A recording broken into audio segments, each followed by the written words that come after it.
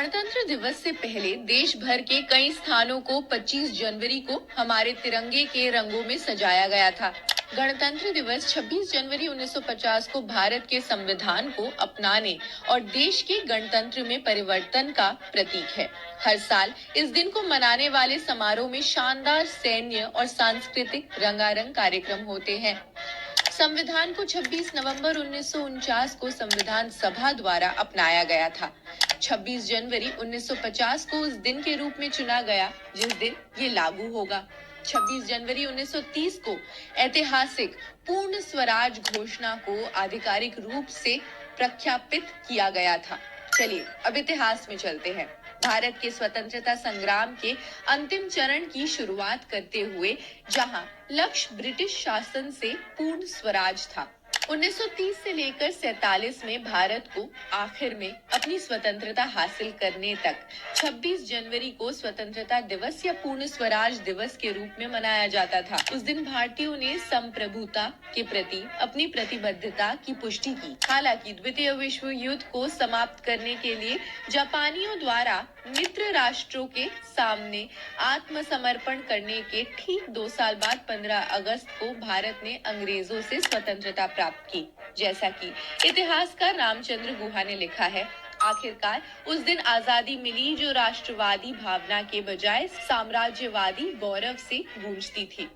इस प्रकार जब नेताओं को भारत के नए संविधान को लागू करने के लिए एक दिन तय करना था, 26 जनवरी को आदर्श माना गया। न केवल ये तिथि पहले से ही राष्ट्रवादी महत्व रखती थी, बल्कि संविधान कई मायनों में 2 दशक पहले की पूर्ण स्वराज की घोषणा को भी दर्शाता था। आज का गणतंत्र दिवस समारोह ब्रिटिश राज के तहत पूर्ण स्वराज दिवस जैसा दिखता था। उससे बहुत अलग है 26 जनवरी। उस यात्रा की याद दिलाता है जो भारत ने स्वशासन प्राप्त करने के लिए की थी।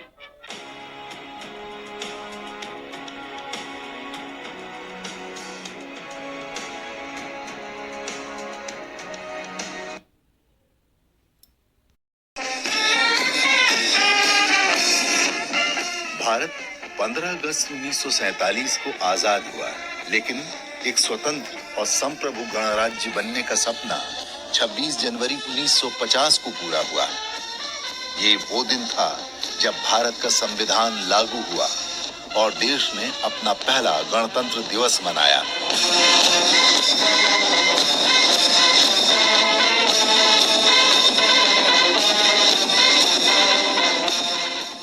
इस दिन को 1930 में पूर्ण स्वराज दिवस के संकल्प के कारण चुना गया। 26 जनवरी 1930 को इंडियन नेशनल कांग्रेस ने पूर्ण स्वराज की घोषणा की थी और इस दिन को पूरे देश में स्वतंत्रता दिवस के रूप में मनाया गया था। ये ऐतिहासिक क्षण हर भारतीय के लिए गर्व और उत्साह से भरा हुआ था। देश के पहले गवर्नर जनरल चक्रवर्ती राजगोपालाचारी ने 26 जनवरी 1950 को सुबह 10:18 पर भारत को संप्रभु गणराज्य घोषित किया। India, that is Bharat, shall be a sovereign democratic republic. 2.5 years ago, the British Empire passed power into the hands of the Indian people. We became an independent country, and today, by the proclamation of our Constitution, made by our own people in the exercise of their wisdom and their determination and their collective responsibility, we have set the formal seal to the inauguration of that freedom in the form of a constitution.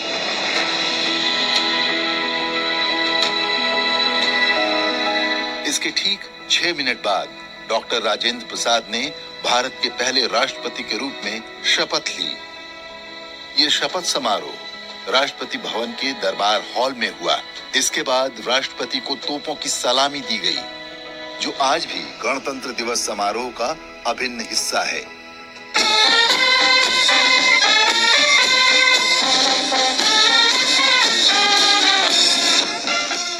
Delhi में आयोजित पहली गणतंत्र दिवस parade Irwin stadium यानी आज की major Dhyanchand national stadium में हुई। आप सभी को गणतंत्र दिवस की बहुत बहुत बधाई।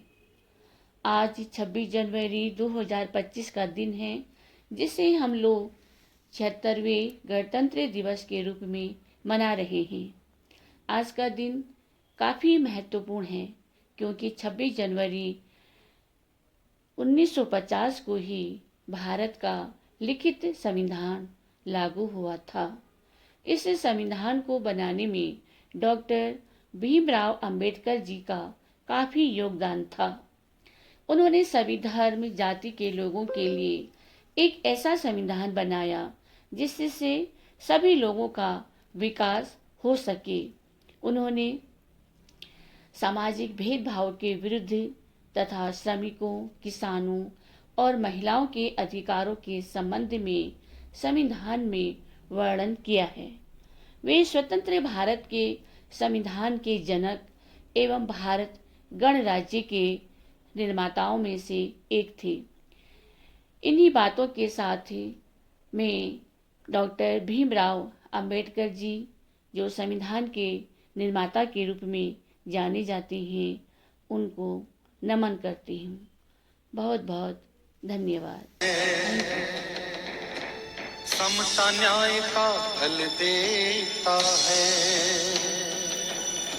स्वतंत्रता को बल देता है। समता न्याय का फल देता है, जिसकी बदौलत भारत देश को मिला यहाँ सम्मान है। भारत का संविधान है, भारत का संविधान है, भारत का संविधान है, भारत का संविधान है। स्वतंत्रता को बल देता है, समता न्याय का फल देता है, जिसकी बदौलत भारत देश को मिला यहाँ सम्मान है। भारत का संविधान है, भारत का संविधान